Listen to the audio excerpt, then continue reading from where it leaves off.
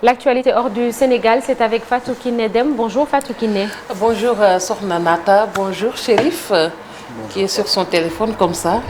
Bonjour cher Tidiane Diao. Et cher Diop de l'autre côté, bonjour cher Diop, bonjour aux téléspectateurs qui nous regardent, Sokhna Nata. Fatou Kiné Deme pour l'actualité internationale. Et on commence par le Mali. 3 militaires ivoiriens ont été libérés ce week-end.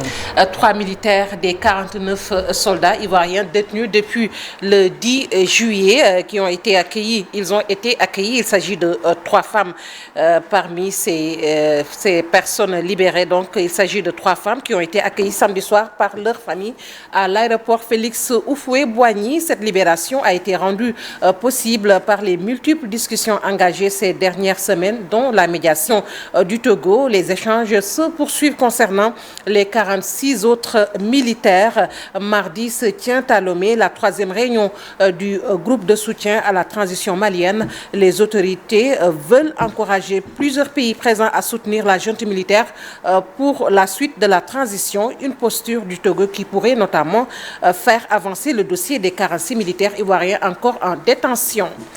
La décision de la Cour suprême au Kenya au sujet de la présidentielle est attendue ce lundi. William Ruto, vice-président sortant, a été déclaré vainqueur de justesse le 15 août dernier, mais Raila Odinga, son rival soutenu par le chef de l'État sortant, a dénoncé des fraudes. Les 7 juges vont-ils annuler la victoire de William Ruto ou la confirmer, ordonner un second tour, voire une nouvelle élection comme en 2017?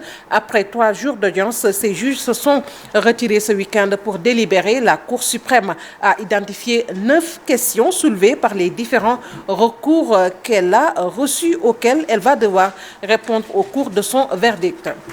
Et puis une dizaine de morts, plusieurs blessés. C'est le bilan des attaques à l'arme blanche dans 2 localités isolées du Saskatchewan, c'est au Canada. Une chasse à l'homme a été lancée dans 3 provinces pour retrouver 2 suspects. Cette affaire survient alors qu'une enquête publique a eu lieu à l'autre bout du pays, en Nouvelle-Écosse.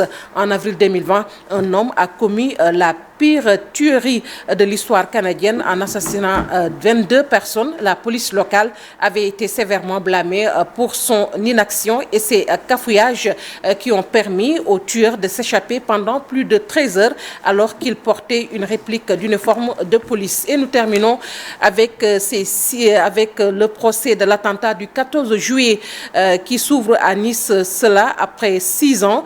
Ce procès du 14 juillet, on se rappelle de l'attaque au camion qui avait fait 86 morts et plus de 450 blessés sur la promenade des Anglais en 2016. La cour d'assises spéciale devra pendant au moins 3 mois examiner la responsabilité de chacun des 8 accusés plutôt dans cet attentat. Sokhna Nata, c'est tout pour l'actualité hors de chez nous. Merci beaucoup Fatou Kiné Deme. Rendez-vous tout à l'heure pour l'actualité internationale et ce sera en Wolof dans la seconde partie de l'émission comme tous les lundis.